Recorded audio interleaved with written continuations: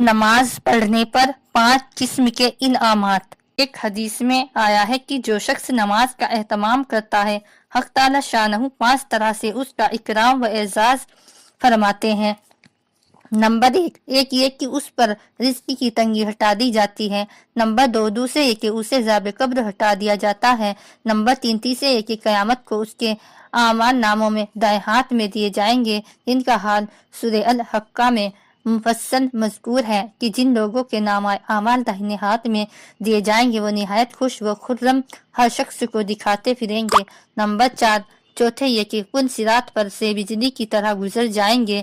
Number 5 پانچویں یہ کہ حساب سے محفوظ رہیں گے، اور جو شخص نماز میں سستی کرتا ہے اس کو 15 طریقے سے عذاب ہوتا ہے، 5 طرح دنیا میں اور 3 طرح سے موت کے وقت اور 3 طرح قبر میں اور 3 طرح قبر سے نکلنے کے بعد دنیا کے 5 تو یہ ہیں۔ نمبر 1 اول یہ کہ ان کی زندگی میں برکت نہیں رہتی۔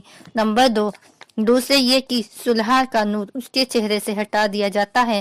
نمبر 3 تیسرے یہ کہ اس کے نیک کاموں کا اجر ہٹا دیا جاتا ہے۔ نمبر 4 چوتھے اس کی دعائیں قبول نہیں ہوتی۔ نمبر 5 پانچویں یہ کہ نیک بندوں کی دعاؤں میں اس کا استحقاق نہیں رہتا۔ اور موت کے وقت 3 عذاب یہ ہے کہ اول ذلت سے مرتا ہے، نمبر 2 دوسرے بھوکا مرتا ہے، نمبر 3 تیسرے پیاس کی شدت میں موت آتی ہے، اگر سمندر بھی پی لے تو پیاس نہیں بجھتی۔ قبر کے 3 عذاب یہ ہیں، اول اس پر قبر اتنی تنگ ہو جاتی ہے کہ پسلیاں ایک دوسرے میں گھس جاتی ہیں۔ دوسرے قبر میں آگ جلا دی جاتی ہے۔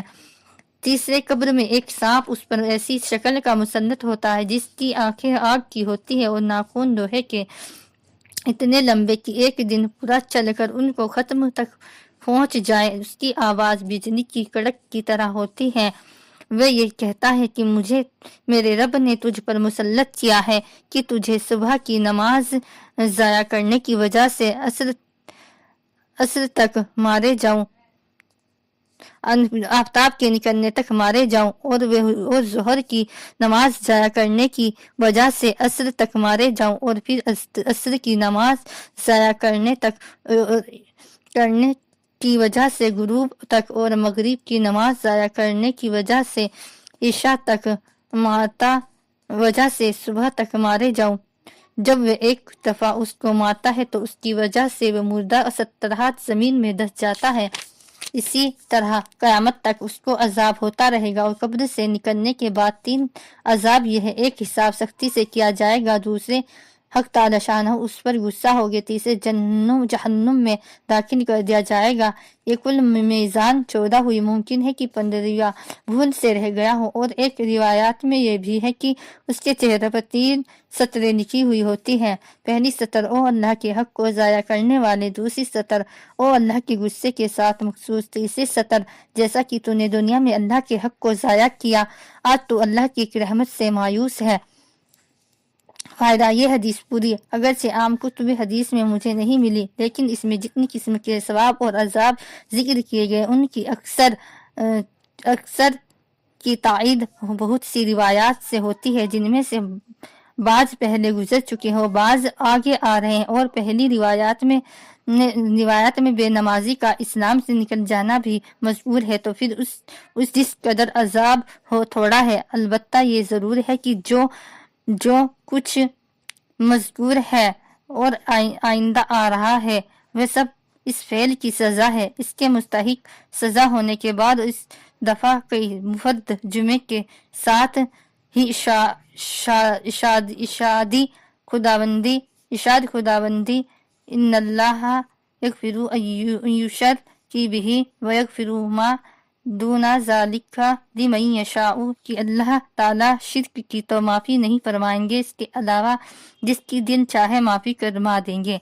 اس آیت شریفہ اور اس جیسی آیت اور احادیث کے بنا پر اگر معاف فرما دے تو جسے جہے قسمت۔ حدیث میں آیا ہے کہ قیامت میں 3 عدالتیں ہیں، ایک کفر و اسلام کی، اس میں بالکل بخشش نہیں، دوسری حقوق العباد کی، اس میں حق والے کا حق ضرور دلایا جائے گا، چاہے اس سے لیا جائے جس کے ذمے ہے، یا اس کو معاف فرمانے کی مرضی ہو تو اپنے پاس سے دیا جائے گا۔ تیسری در اللہ تعالیٰ کے اپنے حقوق کی ہے، اس میں بخشش کے دروازے کھول دیے جائیں گے۔ اس بنا پر یہ سمجھنا ضروری ہے کہ اپنے افعال کی سزائیں تو یہی ہیں جو حدیث میں وارد ہوئی لیکن مرحمہ خسرنوانہ اس سے بالاتر ہے۔ اس کے علاوہ اور بھی بعض قسم کے عذاب اور ثواب حدیث میں آئے ہیں۔ بخاری شریف کی ایک حدیث میں ہے کہ حضور اقدس صلی اللہ علیہ وسلم کرا معمول تھا کہ صبح کی نماز کے بعد صحابہ رضی اللہ عنہ سے دریافت فرماتے کہ کسی نے کوئی خواب دیکھا ہے؟ اگر کوئی خواب دیکھتا تو بیان کر دیتا۔ حضور صلی اللہ علیہ وسلم اس کی تعبیر ارشاد فرما دیتے۔ ایک مرتبہ حضور صلی اللہ علیہ وسلم نے حسب معمول دریافت فرمایا، اس کے بعد ارشاد فرمایا کہ میں نے ایک خواب دیکھا ہے کہ دو شخص آئے اور مجھے اپنے ساتھ لے گئے۔ اس کے بعد بہت لمبا خواب ذکر فرمایا جس میں جنت، دوزخ اور اس میں مختلف قسم کے عذاب لوگوں کو ہوتے ہوئے دیکھے۔ من جملہ ان کے ایک شخص کو دیکھا کہ اس کا سر پتھر سے کچلا جا رہا ہے اور اس زور سے پتھر مارا جاتا ہے کہ وہ پتھر لڑکتا ہوا دور تک جا پڑتا ہے۔ اتنے اس کو اٹھایا جاتا ہے تو وہ سر ویسا ہی ہو جاتا ہے تو دوبارہ اس کو زور سے مارا جاتا ہے، اسی طرح اس کے ساتھ برتاؤ کیا جا رہا ہے۔ حضور صلی اللہ علیہ وسلم نے جب اپنے دونوں ساتھیوں سے دریافت فرمایا کہ یہ کون شخص ہے تو انہوں نے بتایا کہ اس شخص نے قرآن شریف پڑھا تھا اور اس کو چھوڑ دیا تھا اور فرض نماز چھوڑ کر سو جاتا تھا۔ ایک دوسری حدیث میں اسی قسم کا ایک اور قصہ ہے جس میں ہے کہ حضور صلی اللہ علیہ وسلم نے ایک جماعت کے ساتھ یہ برتاؤ دیکھا تو حضرت جبرائیل علیہ السلام سے دریافت فرمایا۔ انہوں نے فرمایا کہ یہ وہ لوگ ہیں جو نماز میں سستی کرتے تھے۔ مجاہد رحمۃ اللہ کہتے ہیں کہ جو لوگ نماز کے اوقات معلوم کرنے کا اہتمام رکھتے ہیں ان میں ایسی برکت ہوتی ہے جیسی حضرت ابراہیم علیہ السلام ان کی اولاد میں ہوئی۔ حضرت انس رضی اللہ عنہ حضور صلی اللہ علیہ وسلم سے نقل کرتے ہیں کہ جو شخص دنیا سے ایسے حال میں رخصت ہو کہ اخلاص کے ساتھ ایمان رکھتا ہو، اس کی عبادت کرتا ہو، نماز پڑھتا ہو، زکوٰۃ ادا کرتا ہو تو وہ ایسی حالت میں دنیا سے رخصت ہوگا کہ حق تعالی شانہ اس سے راضی رہے ہوں گے۔ حضرت انس رضی اللہ تعالیٰ عنہ حضور صلی اللہ علیہ وسلم سے حق تعالی شانہ کا اشارہ نقل کرتے ہیں کہ میں کسی جگہ عذاب بھیجنے کا ارادہ کرتا ہوں مگر وہاں ایسے لوگوں کو دیکھتا ہوں جو مسجدوں کو آباد کرتے ہیں، اللہ کے واسطے آپس میں محبت کرتے ہیں، آخر راتوں میں استغفار کرتے ہیں تو عذاب کو موقوف کر دیتا ہوں۔ حضرت ابو درداء رضی اللہ عنہ نے حضرت سلمان رضی اللہ عنہ کو ایک خط لکھا جس میں یہ لکھا ہے کہ مسجد میں اکثر اوقات گزارا کرو۔ میں نے حضور صلی اللہ علیہ وسلم سے سنا ہے کہ مسجد متقی کا گھر ہے اور اللہ جل شانہ نے اس بات کا عہد فرما لیا ہے کہ جو شخص مسجد میں اکثر رہتا ہے اس پر رحمت کروں گا، اس کو راحت دوں گا، قیامت میں پل صراط کا راستہ آسان کر دوں گا اور اپنی رضا نصیب کروں گا۔